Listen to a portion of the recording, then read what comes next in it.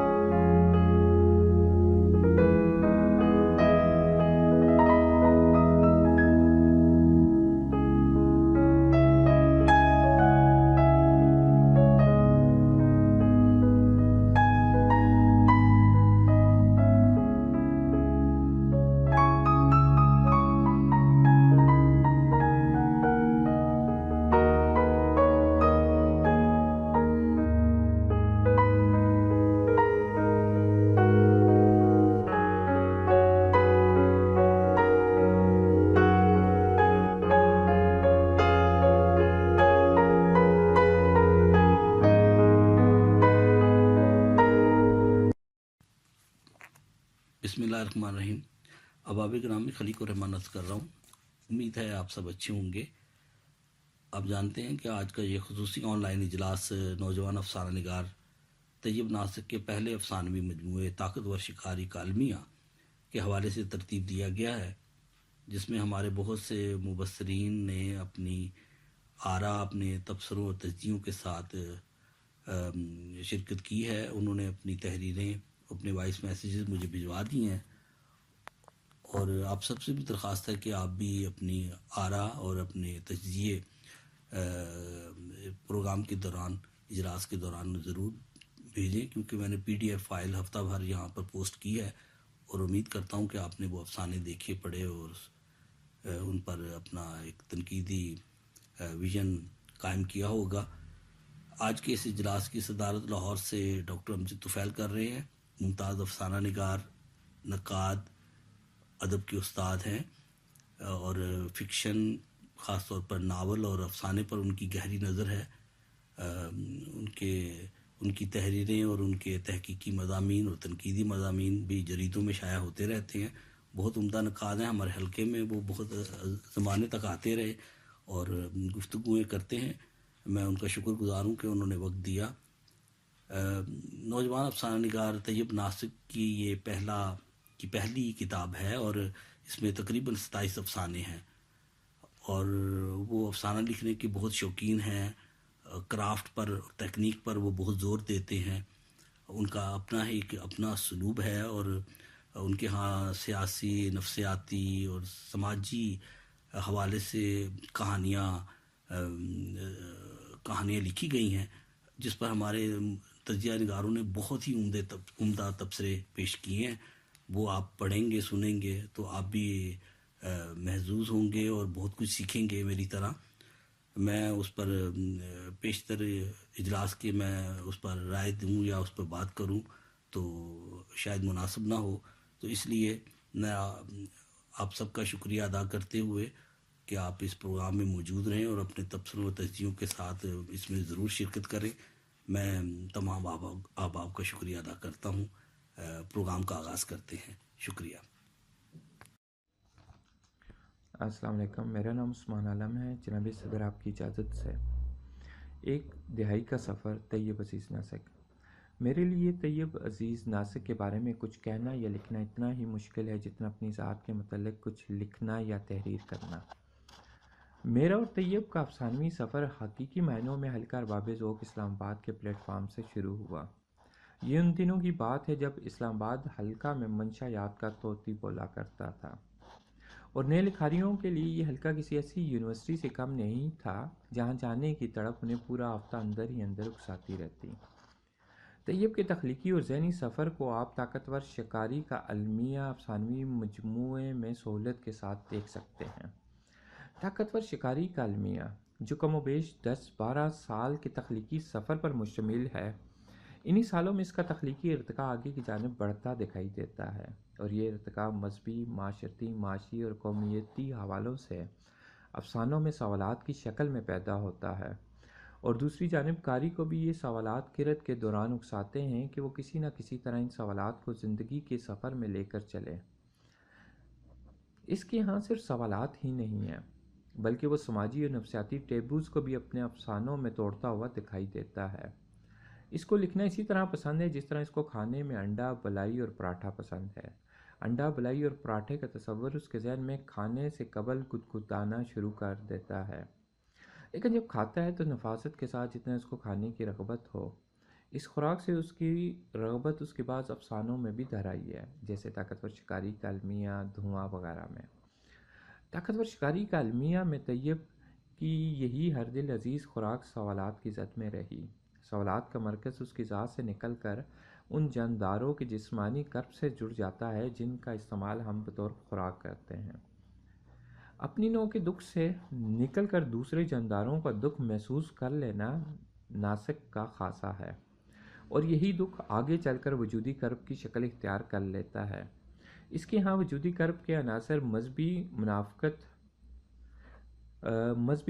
کی شکل میں، تنہائی کی شکل میں، بے حسی اور بے وقتی کی شکل میں، اور وجود کے عدم ہونے میں پنہاں ہے۔ یہ ساری کیفیات بہت بعد کی ہیں۔ اس سے قبل وہ سماجی اور مذہبی سطح پر اپنی ذات سے نپٹتا آیا ہے، اور ان خلا کو پر کرنے کی کوشش کرتا رہا جو اس کے بچپن سے اس کے وجود کا حصہ بنے رہے۔ مجھے کہنے دیجیے کہ وہ راز بیانیے سے علامتوں، استعاروں اور افسانوں میں تکنیکی تجربات کی جانب اسی ذہنی سفر کی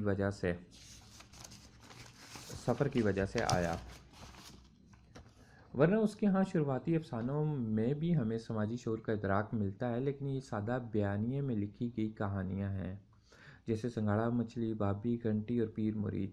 ان افسانوں میں طیب عزیز کا معاشرے کو دیکھنے کا نقطہ نظر باہر کی جانب تھا، اسی لیے ان افسانوں میں طیب سادہ بیانیے میں سماجی مسائل کی طرف ہلکے پھلکے انداز میں اشارہ کر کے آگے بڑھ جاتا ہے۔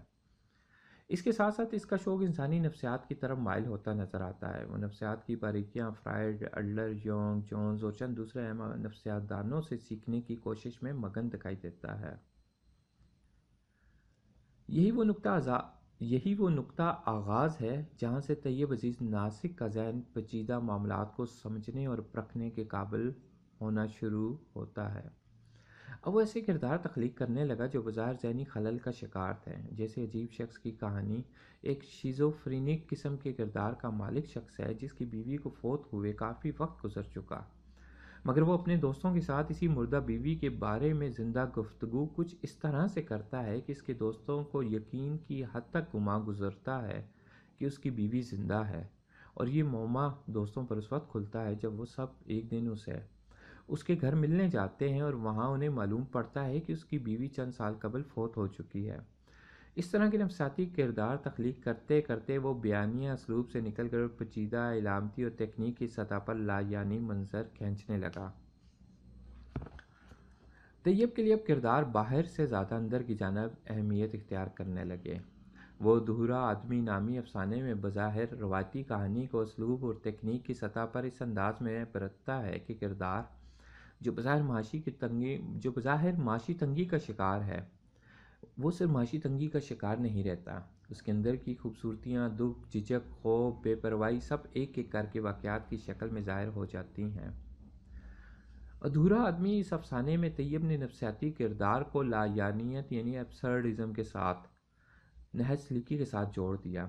کردار کا ہر عمل لایعنی نظر آتا ہے۔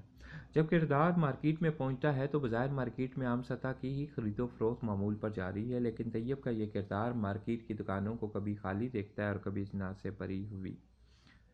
کبھی گاہک ہوتے ہیں تو کبھی دکانیں خالی، اور کبھی دکانیں بھری ہوتی تو گاہک کہیں گم ہو جاتے ہیں، اور دکاندار پھولے ہوئے پیٹوں کے ساتھ خالی دکانوں میں بیٹھے رہتے ہیں، اور کردار کے لیے خریدنے کو کچھ نہیں رہا۔ اصل میں کردار معاشی طور پر اس قابل ہی نہیں کہ وہ اشیاء خرد و نوش خرید سکے، اس لیے وہ جن اشیاء کو ہاتھ لگاتا ہے وہ پتھر کی بن جاتی ہیں یا وہ پہلے سے ہی خریدی جا چکی ہوتی ہیں۔ اس افسانے میں طیب اپنی ہی جنس کا دکھ محسوس کرتا اور قاری کو کراتا نظر آتا ہے۔ اس افسانے کا بیانیہ اختتام تک پہنچتے پہنچتے لایانیت کا شکار ہو جاتا ہے۔ البتہ قاری کو پہلی سطر سے دانستہ طور پر اس قابل بنانا شروع کر دیا جاتا ہے کہ اختتام تک پہنچتے پہنچتے وہ کردار کی لایانیت کو سمجھ سکے۔ میرے خیال میں یہ افسانہ طیب کے لیے ایک ٹرانزیشن کا درجہ رکھے گا اگر کل کو ناسک اس روش پر چلتے ہوئے وجودی کرب سے نکل کر لایانیت کی سمت سفر اختیار کرے۔ درجہ بالا افسانہ واحد افسانہ نہیں ہے کہ جس کو بنیاد بنا کر میں یہ بات کر رہا ہوں۔ ابتدائی دنوں میں جب دھارے کی نشستوں میں ہم بیٹھا کرتے تھے تو ہم سب ہی انسانی نفسیات کو سمجھنے اور ذہنی تجربات کرنے سے نہیں چوکتے۔ انہی ذہنی تجربات کا شاخسانہ طیب کا افسانہ گم لمحوں کا کھوجی ہے جو اپنی تکنیک، کرافٹ اور اسلوب میں نیاپن لے کر آتا ہے۔ بظاہر افسانے میں ایک کردار جب سو کر اٹھتا ہے تو وہ اپنے موبائل اور اس پر آنے والی مسڈ کال اور میسیجز سے اندازہ لگاتا ہے کہ وہ 2 دن تک سوتا رہا، لیکن اس کا ذہن اس قابل نہیں ہوتا کہ وہ ان دنوں کا حساب لگا سکے۔ وقت گزرنے کے ساتھ ساتھ وہ ذہنی حواس بحال ہونے کے ساتھ وہ چیزیں اور ماضی کے لمحے یاد کرنے کے قابل ہو جاتا ہے، اور وہ اب اس نتیجے پر پہنچتا ہے کہ اس کی زندگی کا ایک دن مسڈ ہے اور وہ اسی کی کھوج میں لگ جاتا ہے۔ تکنیک اور اسلوب کے حوالے سے یہ جدید ترین افسانہ ہے۔ اگر اس افسانے میں پلاٹ کو تلاش کیا جائے تو مایوسی نہیں تو ہاتھ بھی کچھ نہیں آئے گا۔ اسی افسانے میں وہ قاری کا بھی امتحان لیتا ہے۔ وہ قاری کو ذہنی طور پر کبھی تاریخوں کے گورکھ دھندے میں الجھاتا ہے تو کبھی افسانے کے غیر حقیقی مناظر کو حقیقی بنا کر اس طرح سے پیش کرتا ہے کہ قاری اسی غیر حقیقی منظر کو حقیقی سمجھ لیتا ہے، جبکہ اختتام پر اسی حقیقی منظر کو پھر سے غیر حقیقی منظر میں بدل دیتا ہے۔ ناسک بچوں کی نفسیات پر بھی گہری نظر رکھتا ہے۔ چند سال قبل جب بم دھماکوں کا زور تھا اور ان دنوں میں جو بچے پروان چڑھ رہے تھے ان کی ناپختہ نفسیات پر اس کے کیا اثرات مرتب ہو رہے تھے، اس کا ادراک اس نے ہمیں دھواں نامی افسانے سے بخوبی کرایا۔ جب ایک بچہ اپنے گھر کی بلکونی سے باہر پہاڑوں کو دیکھتا ہے اور اس کا ذہن ان پر چھائے بادلوں کو دھماکے کے دھوئیں سے جوڑ دیتا ہے، اور یہ دھواں اس کے ننھے ذہن پر اسی طرح سے حقیقی منظر تشکیل دے رہا ہوتا ہے جس طرح اس کی ماں کا ذہن اس بات پر یقین رکھتا ہے کہ یہ دھواں نہیں بلکہ بادلوں کے سیاہ ٹکڑے ہیں جنہوں نے سورج کی روشنی کو ڈھانپ لیا۔ یہ کم عمر بچہ جس کے ذہن کا ارتقا بم دھماکوں کے دور سے شروع ہوتا ہے، وہ بادلوں کی خوبصورتی میں بھی ان بدصورت دھماکوں کا دھواں ہی دیکھتا ہے، اور اس کے اندر ایک خوف ہے۔ اس کو محسوس ہوتا ہے کہ ان حالات میں صبح اس کا باپ دفتر گیا تھا تو کیا وہ واپس لوٹ کے آ سکتا ہے؟ وہ ماں سے لپٹ جانا چاہتا ہے، جبکہ اس کی ماں اس کے اندرونی کیفیات سے مکمل طور پر لا علم ہے۔ افسانہ بلاس بھی بم دھماکوں کے تناظر میں تخلیق ہوا۔ اس افسانے کا منظر نامہ بھی سادہ نہیں ہے۔ اس نے اپنے عصری مسائل کو خوبصورت تکنیک اور اسلوب سے اس طرح سے سنوارا ہے کہ پڑھنے والوں کو ایسا محسوس ہو کہ ہر چیز دیکھی پالی اور جانی پہچانی لگے، مگر منظر مکمل طور پر اجنبی، اس حد تک مختلف کہ جادوئی حقیقت نگاری سے نکل کر وہ کسی اور ہی سمت کاری کو لے جاتا ہے۔ طیب نے اپنے مختصر سے ادبی سفر میں یہ بات سیکھ لی ہے کہ پرانے موضوعات کو برتنے کے لیے نئی تکنیک اور اسلوب میں لچک نہایت ضروری ہے، اور اس چیز کی تفہیم ناسک کو اپنے ہم عصروں میں منفرد مقام بھی دلاتی ہے۔ مذہب، عقیدہ یا کوئی بھی نظریہ اس کے آزاد ذہن کو پریشان کرتا ہے۔ وہ ان کی سوجھ بوجھ کے بعد ان پر سوال اٹھانے لگتا ہے، اور کبھی کبھی اس کے یہ سوالات باغیانہ سطح پر دکھائی دیتے ہیں۔ مذہب، عقیدہ یا کوئی بھی نظریہ اس کے آزاد ذہن کو پریشان کرتا ہے۔ وہ ان کی سوچ بوجھ کے بعد ان پر سوالات اٹھانے لگتا ہے، اور کبھی کبھی اس کے یہ سوالات باغیانہ سطح پر دکھائی دیتے ہیں۔ افسانہ اعلان جنگ میں اس کا کردار اس نہج پر پہنچ جاتا ہے کہ وہ چاہتا ہے کہ خدا کسی نہ کسی طرح اس دنیا کے لوگوں سے مکالمہ کرے تاکہ دنیا کے اربوں انسان اس مخمصے سے باہر نکل سکیں۔ اس کا یہ افسانہ 3 حصوں میں ہے۔ ایک حصہ ایک حصہ جو آج کے دور سے تعلق رکھتا ہے، جہاں خدا پر سوال اٹھانا ناممکن ہے اور جان جانے کا خطرہ لاحق ہے۔ دوسرا معاشرے کی سیاسی سطح ہے، جہاں افراد مذہب اور ترقی پسندی کے درمیان جھول رہے ہیں اور کنفیوژن کا شکار ہیں۔ اور پھر تیسرا حصہ جو تقریباً ایک صدی بعد کا ہے، جس میں انسان خدا کے معاملات سے نکل آیا لیکن پھر بھی ایک کردار چاہتا ہے کہ اگر خدا کا کوئی وجود ہے تو وہ دنیا کے لوگوں سے ایک بار بات کر لے۔ طیب کے افسانوں میں مخالف جن کے مسائل اور نفسیاتی گرہیں کھلتی ہوئی نظر آتی ہیں۔ افسانہ دلہن کی سیج تک اور افسانہ سنسر میں اس نے پڑھی لکھی اور باشعور عورت کے جنسی اور نفسیاتی مسائل کو خوبصورتی کے ساتھ ڈسکس کیا۔ وہ عورت کی ورجینٹی اور اس سے منسلک ٹیبوز کو دلہن کی سیج تک افسانے میں خوبصورتی کے ساتھ منطقی حوالے سے پیش کرتا ہے۔ ان دونوں افسانے میں عورت کی جنس، خواہش اور ورجینٹی کو موضوعاتی سطح سے زیادہ تکنیکی سطح پر برتنے کی کوشش کی، جس میں مجھے محسوس ہوتا ہے کہ وہ خاصا کامیاب بھی رہا۔ اگر ان ایشوز کو راست بیانیے میں تخلیق کرنے کی کوشش کی جاتی تو عین ممکن تھا کہ کہانی ہاتھ سے نکل جاتی۔ جب ہم اس کے افسانوں بیسمنٹ، خاموشی، عجیب شخص کی کہانی، طاقتور شکاری کا المیہ، ادھورا آدمی، گم لمحوں کا کھوجی کا مطالعہ کرتے ہیں تو یہ افسانے کتاب کے دیگر افسانوں سے خاصے ہٹ کر دکھائی دیتے ہیں۔ ان کی بنیاد، تکنیک اور اسلوب لے لیجئے یا پھر ماحول اور فضا کو دیکھیں۔ یہ افسانے ظاہر کرتے ہیں کہ وہ نہایت برق رفتاری سے تفہیم اور تخلیق کی اعلیٰ ترین سطح کو چھونا چاہتا ہے۔ اسی افسانوی مجموعے میں طیب نے یہ جان لیا کہ افسانہ تخلیق کرنا صرف شعوری سطح کا معاملہ نہیں، بلکہ یہ باطن میں جھانکنے اور اپنی اور دوسری نوع کے دکھ کو محسوس کرنے کا ایک تخلیقی تجربہ بھی ہے۔ اس افسانوی مجموعے کا آخری افسانہ نہایت ہی اہم ہے۔ اس فن پارے میں وہ بطور تخلیقار فلسفیانہ خودکشی کرتا ہوا دکھائی دیتا ہے۔ اس سے یہ بات تو سمجھ آتی ہے کہ اس نے وجودی کرب کو تخلیق کے سمندر کی طرف دھکیل دیا ہے۔ میں طیب عزیز ناسک کو طاقتور شکاری کا المیہ افسانوی مجموعے پر دل کی گہرائی سے مبارکباد دیتا ہوں اور امید کرتا ہوں کہ وہ اپنا تخلیقی سفر جاری رکھتے ہوئے آئندہ سالوں میں وہ اردو ادب میں بہترین افسانوی مجموعوں کا اضافہ کرے گا۔ الرحمن الرحیم۔ السلام علیکم۔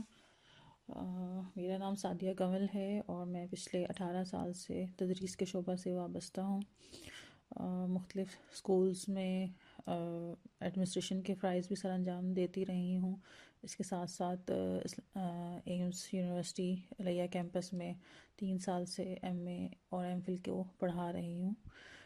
آج کل میں نمل یونیورسٹی اسلام آباد سے پی ایچ ڈی کی اسکالر ہوں، اور طیب عزیز جو ہیں ہمارے طیب عزیز ناسک جو ہیں وہ ہمارے کلاس فیلو ہیں اور بہت پیارے انسان ہیں۔ انہوں نے مجھے اس تقریب میں اپنے افسانوی مجموعے پہ بات کرنے کا موقع دیا، ان کا بہت شکریہ۔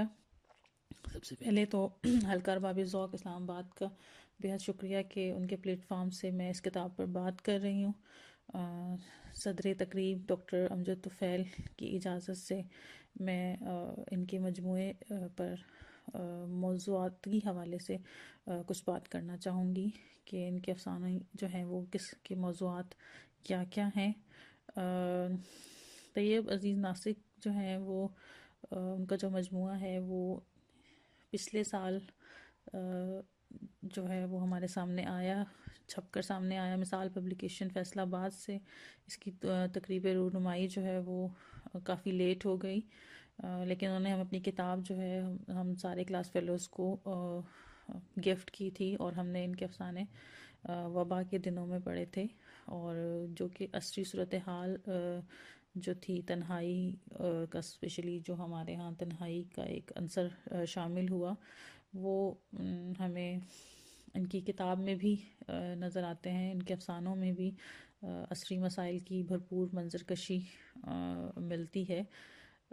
ان کے ہاں سب سے جو اہم چیز جو مجھے نظر آئی ان کے افسانوں میں وہ ہے لایانیت، اور لایانیت ان کی ذات میں بھی ہمیں کبھی کبھی محسوس ہوتی ہے، اور یہی چیز جو ہے ان کے افسانے، خاص طور پر جو ان کے کتاب کا جو مجموعے کا نام ہے طاقتور شکاری کا المیہ، وہ اس میں ہمیں لایانیت ملتی ہے، صیغہ واحد متکلم ملتا ہے. اس میں ہمیں نظر آتا ہے کچھ کہ المیہ نظر آتا ہے کہ طاقت کا جو المیہ ہے کہ جو طاقتور ہوگا وہی جو ہے جیت اس کی ہوگی.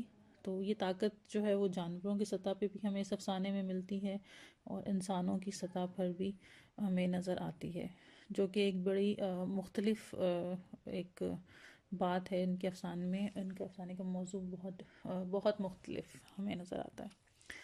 اگر ہم ان کے افسانے باقی افسانے دیکھیں تو مختلف طرح کے ان کے افسانے ان کی مجموعے میں شامل ہیں. بعض اوقات ایک چھوٹے سے واقعے سے کہانی بننے کا جو عمل ہے وہ ہمیں نظر آتا ہے. وہ تخیل کی مدد سے حقیقی کہانی کا نقش ابھارتے ہیں.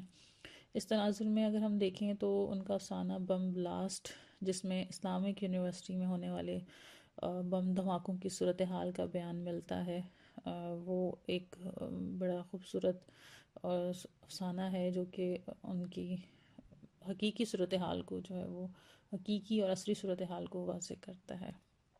اس کے علاوہ ان کا افسانہ پیر اور مرید جو ہے وہ ایک روایتی مضمون ہے، لیکن یہ اس میں بھی انہوں نے خانقاہی جو نظام ہے اس کے منفی پہلوؤں کو اجاگر کیا ہے. اس میں استحصال زدہ طبقے کی منظر کشی ہمیں نظر آتی ہے، ملتی ہے. یہ وہ نظام ہے. اس میں اگر ہم تھوڑا سا اس کی سٹوری کی طرف جائیں تو اس میں دیکھتے ہیں کہ پیر صاحب جو ہیں جب وہ بیمار ہوتے ہیں تو وہ ہسپتال اپنا علاج کرانے جاتے ہیں. اس کے برعکس جو مرید ہیں اس کے باپ کا علاج جو ہے وہ پانی دم کر کے کیا جاتا ہے. تو یہ افسانہ بیسیکلی معاشرے پر ایک گہرا طنز دکھائی دیتا ہے. طیب کے جو اس افسانی مجموعے میں جو 2 افسانے ہیں جو خواتین کے حوالے سے لکھے گئے جو کہ بڑے اہم ہیں، اس میں ہے دلہن کی سیج تک اور سینسر.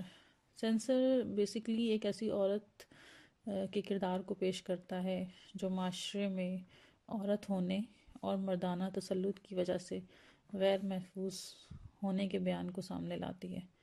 مطلب وہ اپنے تحفظ کے لیے طرح طرح کے راستے جو ہے وہ اختیار کرتی ہے.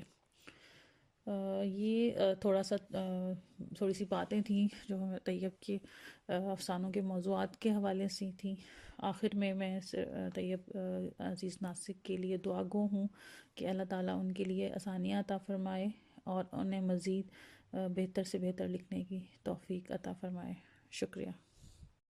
بسم اللہ الرحمن الرحیم.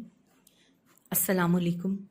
صاحب صدر کی اجازت سے شفق جعفری گجرات سے عرض کر رہی ہوں. افسانہ نگار طیب عزیز ناسک کا افسانوی مجموعہ طاقتور شکاری کا المیہ پیش نظر ہے، جس میں 27 افسانے شامل ہیں. یہ افسانے معاشرے میں پھیلے المیوں اور ان المیوں کی وجہ سے پیدا ہونے والی نفسیاتی الجھنوں کے غماز ہیں. کچھ کھو جانے، کچھ پیچھے چھوٹ جانے، ادھورے پن اور نفسیاتی سطح پر دوہری زندگی گزارنے کا تاثر بے حد قوی ہے. کرداروں پر اپنے ہی ماحول سے بیگانگی اور اجنبیت کی فضا پوری طرح حاوی ہے، لیکن اس کے ساتھ ساتھ تمام افسانے ارضیت کے علمبردار بھی ہیں اور عصری مسائل کا احاطہ کرتے ہیں. اکثر افسانوں کے کردار ڈیمینشیا کا شکار دکھائی دیتے ہیں، جیسے گم لمحوں کا کھوجی، نشہ و اشیاء استعمال کرنے سے یادداشت کے مسائل کا شکار ہے.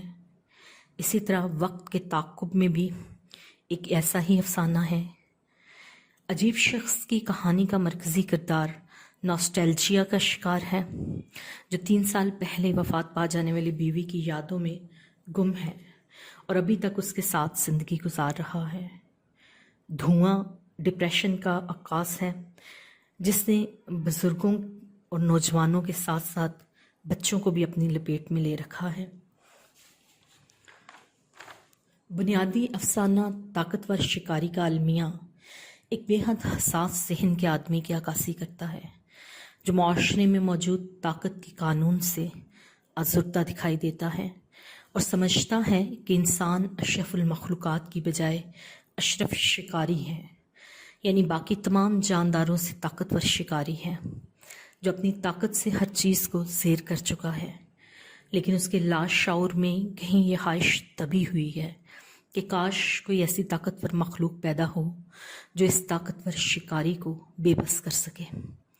افسانے کے مرکزی کردار کا ذہن جس نفسیاتی الجھن کا شکار ہے، وہ اسے معاشرے کے طے شدہ دائرہ عمل سے ہٹ کر سوچنے پر مجبور کرتی ہے۔ بلاسٹ میں انسانی بے حسی کی منظر کشی کی گئی ہے، جہاں ایک طرف تو انسانوں کی دھجیاں بکھری ہوئی نظر آتی ہیں اور دوسری طرف اخلاقیات کی۔ آخری جنازہ ہمارے معاشرے میں پھیلے عدم برداشت کے رویوں کی کہانی سناتا ہے، جس نے معاشرے کو ٹکڑوں میں تقسیم کر دیا ہے۔ ادھورا آدمی کا مرکزی کردار ظاہری آنکھ سے مناظر کو دیکھنے کی بجائے ذہن کی آنکھ سے دیکھتا ہے، اور ہر منظر کا ادھورا پن اسے اپنی گرفت میں لے لیتا ہے۔ اعلان جنگ بے شرم معاشرے اور مذہب کی حدود و قیود سے بغاوت کی علامت ہے۔ مجموعی طور پر تمام افسانوں میں ایک پژمردگی کی فضا حاوی ہے، جو معاشرتی، اخلاقی، مذہبی انحطاط کی مظہر ہے، جس کے نتیجے میں تمام کردار نفسیاتی الجھنوں کا شکار دکھائی دیتے ہیں۔ تکنیک کے اعتبار سے کچھ افسانے محض خود کلامی دکھائی دیتے ہیں، جیسے خاموشی اور ڈنگ کھولے۔ کچھ افسانوں کے پلاٹ قدرے مضبوط ہیں، مثلاً پیر مرید، آخری جنازہ۔ لسانی اعتبار سے گرامر کی کچھ اغلاط بھی کئی ایک افسانوں میں موجود ہیں، مثلاً عمریں ساتھ گزاری کی بجائے عمریں ساتھ گزاریں آنا چاہیے۔ اسی طرح چار دیواریاں بننے لگی کی بجائے چار دیواریاں بننے لگیں درست ہے۔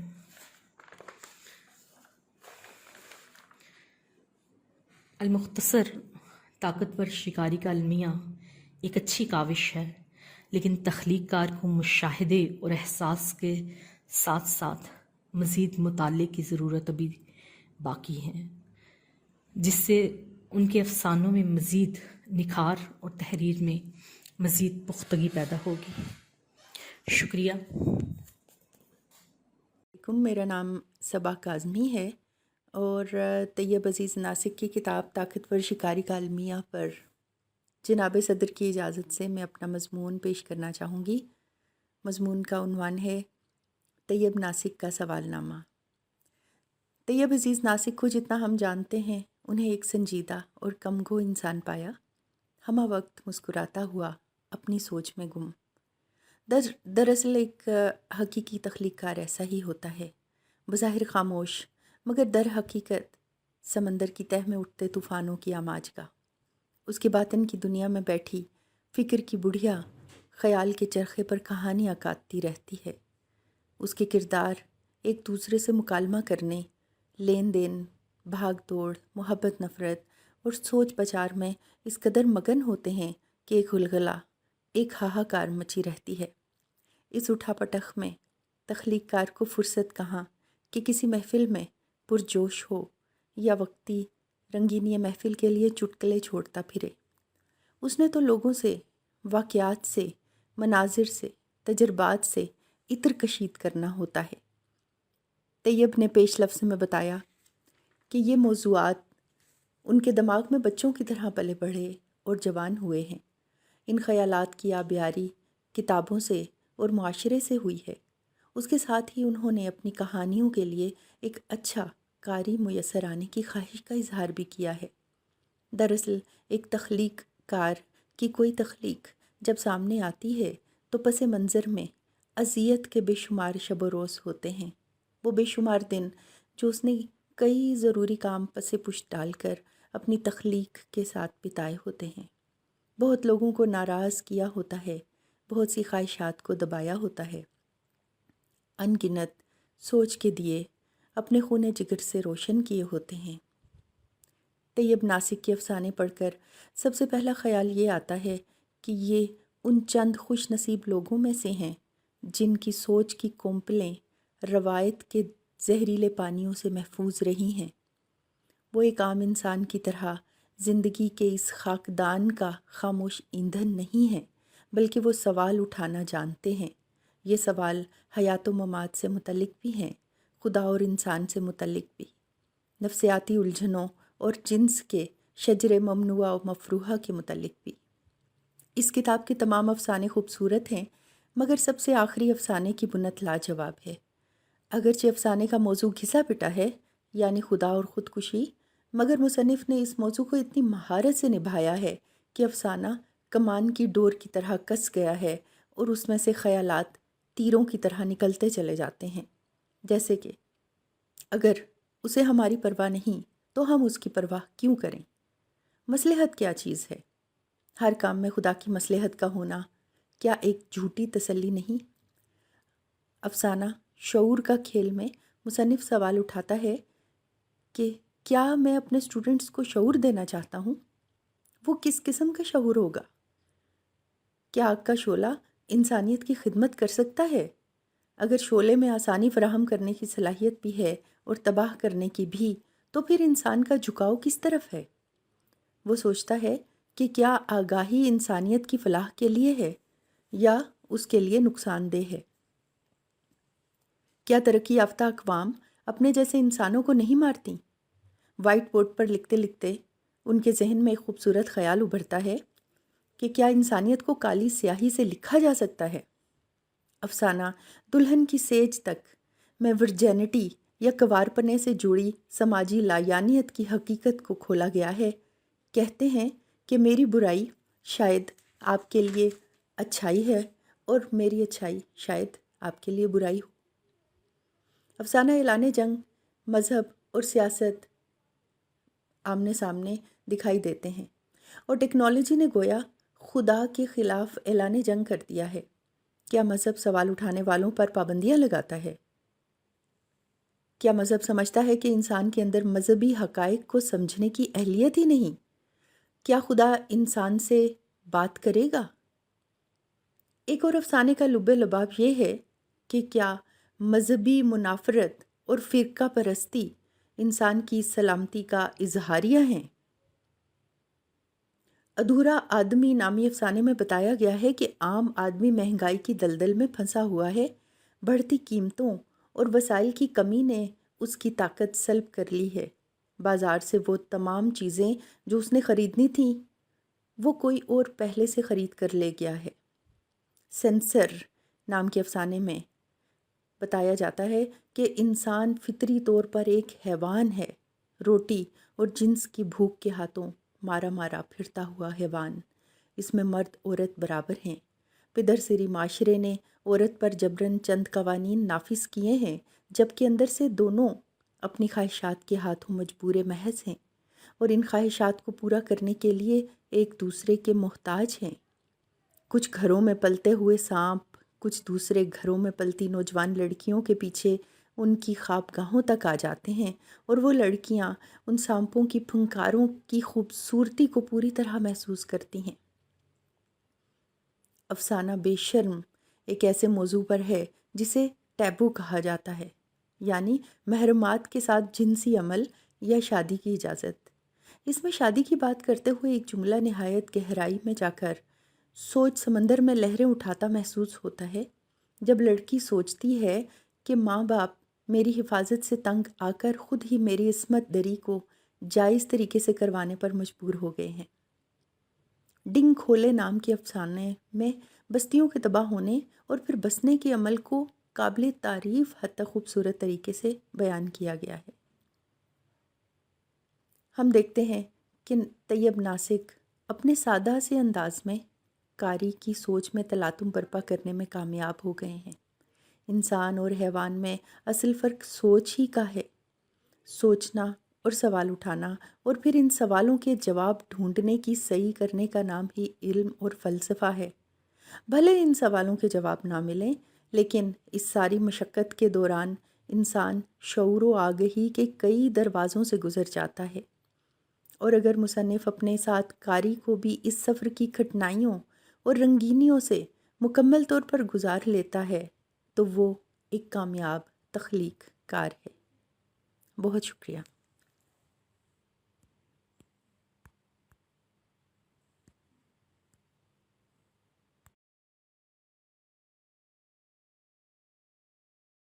جناب صدر کی اجازت سے میں شاہنواز اجنبی طیب عزیز ناسک کی کتاب طاقتور شکاری کا المیہ کے اوپر اپنے خیالات پیش کرنے جا رہا ہوں۔ کتاب پر بات کرنے سے پہلے میں مصنف کی زندگی کے بارے میں چند باتیں کہنا چاہوں گا، کیونکہ میرے مطابق مصنف کی زندگی کے وہ پہلو جو عام قارئین کے سامنے نہیں آتے، ان کو دیکھے بنا تخلیق کو سمجھنا مشکل ہو جاتا ہے۔ طیب عزیز ناسک سے میری شناسائی پچھلے 7 سالوں سے ہے۔ یہ ان دنوں کی بات ہے جب مصنف نمل یونیورسٹی سے اردو میں ایم فل کر رہے تھے۔ حلقہ ارباب ذوق کے اجلاس کے بعد ہم دوست چائے کے بہانے ڈھابے پر بیٹھ جاتے، ان میں طیب عزیز ناسک بھی شامل ہوتے۔ ان دنوں طیب عزیز ناسک مجھے ایک ایسے بچے کی مانند نظر آتے جو مسلسل کسی چیز کی تلاش میں رہتے۔ ہم دوستوں میں نے طیب عزیز ناسک کو ہمیشہ جستجو کرتے پایا۔ میں نے طیب عزیز ناسک کی افسانہ کے ساتھ جڑت بالکل ایسے ہی پائی جیسے کوئی عبادت میں مشغول ہو۔ مصنف نئے موضوعات پر بات کرتا اور لگاتار اس کوشش میں رہتا کہ کس طرح ان موضوعات کو افسانہ کے سانچہ میں ڈھالا جائے۔ طاقتور شکاری کا المیہ یقیناً مصنف کی اسی لگن اور محنت کا نتیجہ ہے۔ کتاب کے اندر مصنف نے نفسیاتی، سماجی، تہذیبی اور مذہبی موضوعات کو کمال ہوشیاری سے برتا ہے۔ مصنف نے اپنے ذہنی ارتقائی سفر کو پیش لفظ میں بیان کیا ہے۔ مصنف لکھتے ہیں، میں نے کوشش کی ہے کہ قارئین تک اپنے ان خیالات کو پہنچا سکوں جنہوں نے میرے ذہن میں پرورش پائی ہے۔ ان خیالات کی آبیاری مطالعہ کتب اور اس سوسائٹی سے ہوئی ہے۔ میں اپنے موضوعات کو ایسے ہی محسوس کرتا ہوں جیسے کوئی انسان اپنے اوپر بیتی خوشی یا غمی کو محسوس کرتا ہے۔ یوں تو کتاب میں 27 افسانے ہیں اور ہر افسانہ اپنے اندر تکنیک، موضوعات اور اسلوب کے لحاظ سے الگ اپنی حیثیت رکھتا ہے۔ میں صاحب صدر کی اجازت سے حاضرین کے سامنے کچھ افسانوں کو رکھتا ہوں۔ سب سے پہلے میں بات کروں گا طیب عزیز ناسک کے افسانے ڈنگ کھلے کے بارے میں۔ ڈنگ کھلے بنیادی طور پر ایک گاؤں کی کہانی ہے، ایک ایسے گاؤں کی کہانی جو ہماری نظروں کے سامنے آباد ہوا، اپنی جوانی کو پہنچا اور پھر اجڑ گیا۔ اگر ڈنگ کھلے کو صرف اسی ایک گاؤں کے ساتھ نتھی کر دیا جائے، پھر بھی قارئین کو کہانی کے اندر لطف محسوس ہوتا ہے، مگر یہ کہانی کسی ایک گاؤں کی نہیں ہے، بلکہ یہ انسانی تہذیب و تمدن کی اکھاڑ پچھاڑ کی کہانی ہے۔ افسانہ نگار نے ایک گاؤں کی کہانی کو انسانی تہذیب کے اکھاڑ پچھاڑ کے ساتھ جوڑ دیا ہے۔ اگر دیکھا جائے تو انسان بھی روح زمین پر اسی طرح آباد ہوتے ہیں۔ کوئی چھوٹا سا واقعہ انہیں ایک مخصوص جگہ پر جمع کر دیتا ہے اور پھر سالوں صدیوں بعد دوبارہ کوئی اور واقعہ وقوع پذیر ہوتا ہے۔ یہ واقعہ چاہے موسمی تبدیلی کی وجہ سے ہوا ہو یا پھر خود انسانوں کی بھاگم دھوڑ کی وجہ سے وقوع پذیر ہوا ہو، مگر اس کے نتیجے میں انسان کو ایک جگہ سے دوسری جگہ منتقل ہونا ہوتا ہے۔ افسانہ نگار نے نہ صرف یہ بتایا کہ انسانی تہذیب کس طرح ایک جگہ سے دوسری جگہ منتقل ہوتی ہے، بلکہ افسانہ نگار نے قارئین کو ان دکھوں اور خوشیوں کے ساتھ بھی جوڑ دیا ہے جو تہذیب کے ٹوٹنے اور پروان چڑھنے سے محسوس ہو سکتی ہیں۔ اس کے بعد میں کتاب کے ایک اور افسانے سنگھاڑا مچھلی کے اوپر بات کروں گا۔ افسانے میں 2 منظرنامے قارئین کے سامنے پیش کیے جاتے ہیں۔ پہلا منظرنامہ ایک عام سے انسان کا ہے جو روزمرہ کے کاموں میں پھنسا ہوا ہے، ایک مادی انسان جو مادی ضروریات کے شکنجے میں بالکل کسا ہوا ہے۔ وہ گھر سے اپنے اوپر ذمہ داریوں کا بوجھ لیے نکلتا ہے، بازاروں، سڑکوں، گلی محلوں میں وہ انہی ذمہ داریوں کو پورا کرنے کے لیے تگ و دو کرتا ہے۔ ایسے میں آج کا مادی انسان بالکل ایک روبوٹ کی طرح کام کرتا ہوا نظر آتا ہے افسانہ نگار نے اپنے کردار کو 21ویں صدی کے انسان سے جوڑ دیا ہے۔ سنگھاڑا مچھلی کے کردار کو اگر دیکھیں تو وہ ہمیں اپنا آئینہ نظر آتا ہے۔ ہم بھی بالکل سنگھاڑا مچھلی کے کردار کی طرح اپنے روزمرہ کے کاموں میں مشغول ہیں۔ جس طرح افسانے کا کردار سنگھاڑا مچھلی سے جڑ کر اپنے ماضی کی یادوں میں کھو جاتا ہے، بالکل اسی طرح ہمیں بھی دفاتر میں کام کرتے ہوئے کبھی اپنے ماضی کی یاد آتی ہے۔ ہم بھی افسانے کے کردار کی طرح اپنی ماضی کی یادوں میں کھو جاتے ہیں، مگر افسانہ نگار نے اپنے کردار کو صرف یادوں تک محدود نہیں رکھا، بلکہ ہم دیکھتے ہیں کہ سنگھاڑا مچھلی کا کردار مچھلی کی تلاش میں اپنے روزمرہ کے کاموں کو ایک سائڈ پر رکھ دیتا ہے اور وہ مچھلی کی تلاش میں ایک سے دوسرے سے تیسرے بازار کے چکر لگانا شروع کر دیتا ہے۔ سرسری طور پر دیکھا جائے تو یہ ایک مچھلی کی تلاش ہے۔ در حقیقت یہ مچھلی کی تلاش نہیں، بلکہ یہ آج کے مادی انسان کا اپنی روزمرہ کی مصروفیات کو آنکھیں دکھانے جیسا ہے۔ جیسے انسان تیز بھاگتی ہوئی دنیا کو چند لمحوں کے لیے الوداع کہتا ہے اور وہ چند لمحے صرف اپنے لیے مختص کر لیتا ہے۔ سنگھاڑا مچھلی کی تلاش بنیادی طور پر ماضی کی ان لمحوں کی تلاش ہے جب کردار مکمل طور پر مادیت سے آزاد تھا۔ نو عمری کا خوف ایڈیپس کمپلیکس کے اوپر لکھا گیا طیب عزیز ناسک کا ایک زبردست افسانہ ہے۔ تکنیکی لحاظ سے اسے تجرباتی افسانہ بھی کہا جا سکتا ہے۔ افسانے کے اندر 3 منظر پیش کیے گئے ہیں۔ ظاہری طور پر تینوں منظر ایک دوسرے سے جدا ہیں۔ پہلے منظر میں ایک بچے کو روڈ کے کنارے دکھایا جاتا ہے جو کہ اپنے گھٹنوں میں سر دیے رو رہا ہے۔ دوسرے منظر میں دکھایا گیا ہے کہ وہی بچہ اپنے ماں باپ کو ہم بستری کرتے ہوئے دیکھ رہا ہے۔ تیسرے منظر میں دکھایا جاتا ہے کہ بچے کا ختنہ کیا جا رہا ہے۔ اگر ہم تینوں مناظر کو ایک ساتھ رکھ کر دیکھیں تو ہمیں نظر آتا ہے کہ پہلے منظر میں بچہ اپنا سر گھٹنوں میں دبائے رو رہا تھا۔ جب اس سے لوگوں نے پوچھا کہ تم کیوں رو رہے ہو، اس نے کہا کہ میرا عضو گھوڑا کھا گیا ہے۔ دوسرے منظر میں جب وہ اپنے ماں باپ کو ہم بستری کرتے ہوئے دیکھتا ہے تو وہ اپنے عضو کو اپنے باپ کے عضو سے ملاتا ہے تو اسے ایسے لگتا ہے جیسے اس کا باپ اس سے برتری لے گیا ہو۔ آخری منظر میں ہم دیکھتے ہیں کہ اس کا باپ نائی کو لاتا ہے، بچے کا باپ اس کے عضو کے کاٹنے کا سبب بنتا ہے۔ آخری 2 مناظر کی روشنی میں ہم پہلے منظر کی تفہیم کر سکتے ہیں۔ پہلے منظر میں ہمیں جو گھوڑا نظر آ رہا ہے وہ یقینی طور پر بچے کے والد کی علامت ہے۔ افسانہ نگار بتانے کی کوشش کر رہا ہے کہ کس طرح بچے کے اندر اپنے باپ کے خلاف حسد کا جذبہ پروان چڑھتا ہے۔ سب سے آخر میں کتاب کے نمائندہ افسانہ طاقتور شکاری کا المیہ کے اوپر بات کروں گا۔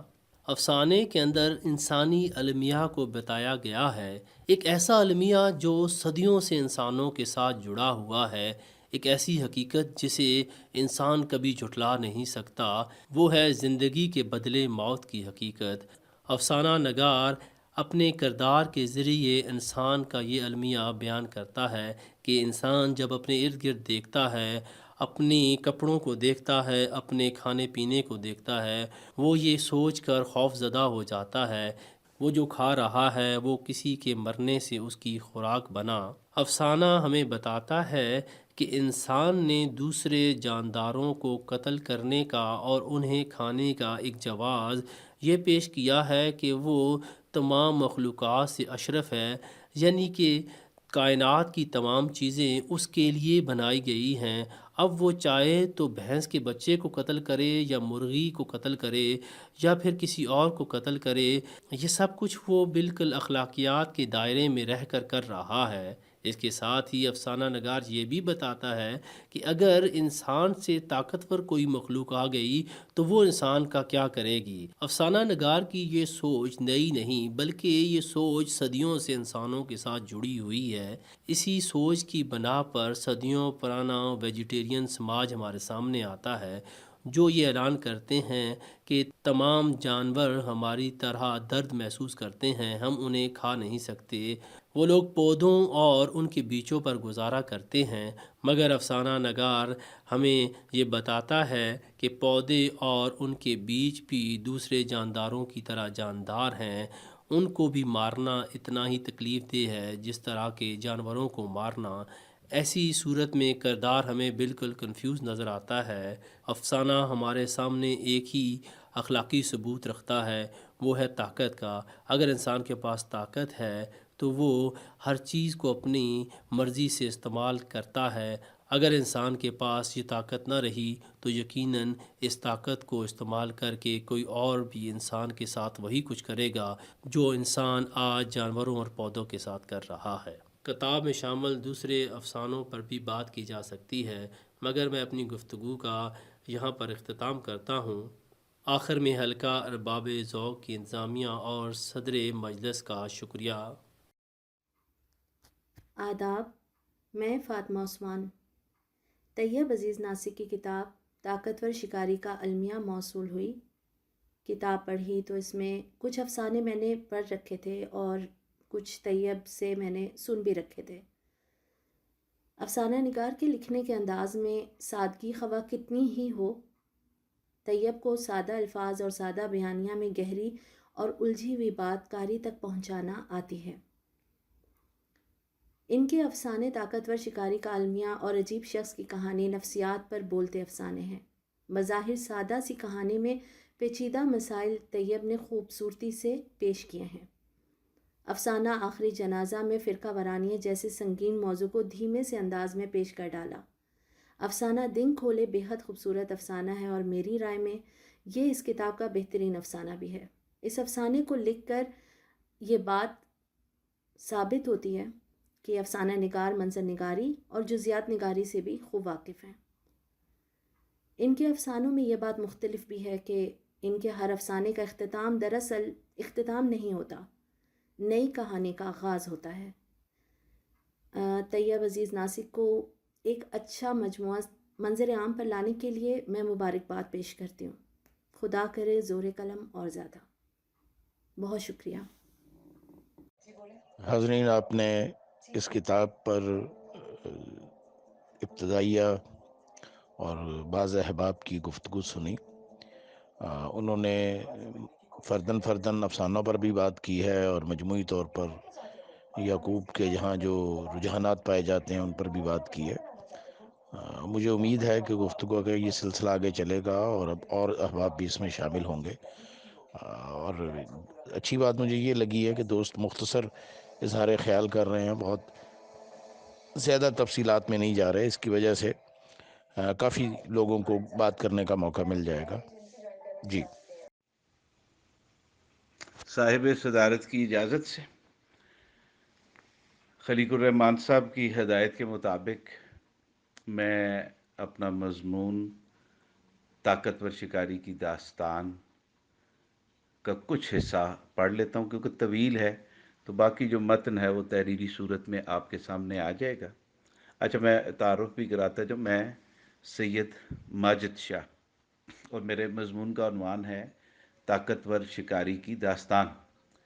طاقتور شکاری کے المیے کی داستان بہت طویل ہے۔ اسی کی چھتری تلے انسان مختلف مراحل طے کرتا ہوا اپنے آج تک پہنچا ہے۔ چٹانوں اور غاروں میں لکیر کشی اور رنگ پاشی سے منقش قصے ہوں یا صفوں پر لکھی تحریر یا اب اسکرین پر چمکتی دمکتی کہانی، اسی المیے کی دلچسپ داستان ہے۔ کیونکہ طاقتور شکاری ہر بار آسائشوں کے نئے شکار پر نکلتا ضرور ہے، لیکن ہر مرتبہ خود اپنے دام میں پھنس کر گھٹن محسوس کرنے لگتا ہے۔ پھر اپنے تازہ دکھ کہانی کرتا ہے جس میں نئے دکھ سے نکلنے کی تگ و دو بھی دکھائی دیتی ہے، نئی گھٹن کا کیتھارسس بھی نظر آتا ہے۔ ہر لمحہ نئے شکار کی مہم جوئی کی فکر اور پھر نیا دام، یہی طاقتور شکاری کا مسئلہ ہے۔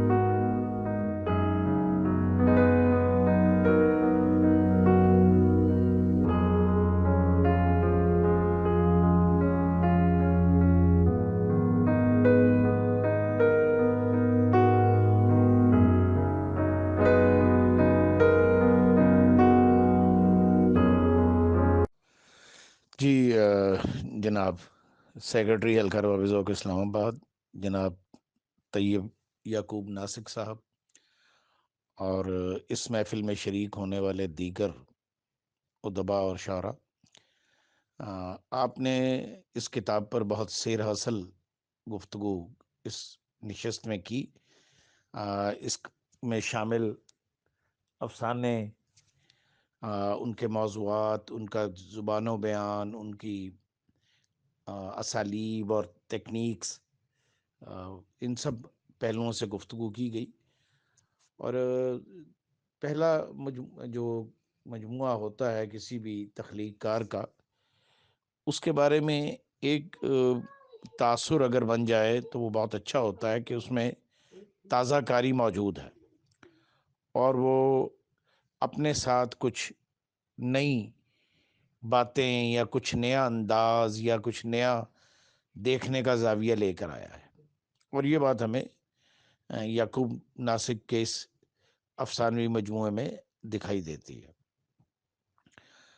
پہلے مجموعے سے افسانے سے لے کر آخری افسانے تک ہمیں ایک احساس کی وحدت ملتی ہے، اور وہ ان افسانوں کو ایک زنجیر میں پروتی ہے۔ میرے خیال میں وہ ہے کہ افسانہ نگار جس طرح چیزوں کو اور اپنے ارد گرد کی دنیا کو دیکھ رہا ہے، اس کی پرسیپشن جو ہے وہ اس تنوع کے اندر ایک وحدت پیدا کر رہی ہے۔ تو مجھے امید ہے کہ آنے والے دنوں میں ہم اس افسانہ نگار سے اور اچھے افسانے سنیں گے، پڑھیں گے، اور طیب جو ہیں یہ اپنے افسانوی سفر میں اور کامیاب ہوں گے۔ اب سب دوستوں کا بہت بہت شکریہ۔